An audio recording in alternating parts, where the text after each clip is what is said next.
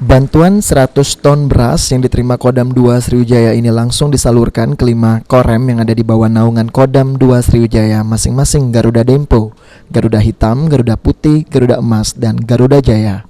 Selanjutnya oleh kelima korem tersebut bantuan yang diterima dibagikan ke warga yang terdampak dari pandemi COVID-19. Disampaikan oleh Pangdam 2 Sriwijaya Maijen TNI Agus Suhardi, pihaknya berharap bantuan 100 ton beras ke warga ini bisa dimanfaatkan dengan baik sehingga bisa mengurangi beban warga di masa pandemi COVID-19 saat ini. Kepada masyarakat yang terdampak COVID-19 ini, ya, selama ini kita sudah mungkin bisa dengar dan kita lihat bersama bahwa dampak dari COVID ini banyak masyarakat yang butuh bantuan.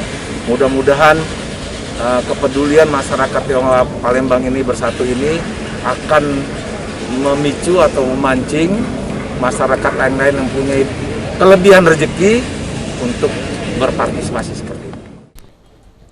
Bantuan 100 ton beras ini sendiri dilakukan oleh kelompok masyarakat Tionghoa Palembang Bersatu atau MTPS sebagai bentuk kepedulian keluarga yang terkena pandemi COVID-19 hingga saat ini.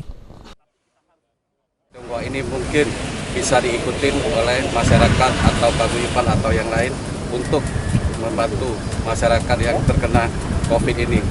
Karena kita ketahui pandemi ini masih belum tahu kapan selesainya dan mereka banyak yang sangat terpengaruh oleh pandemi ini. Ada pengangguran, ada apa, mungkin beras ini kita membantu untuk bisa untuk melanjutkan kehidupan sehari-hari.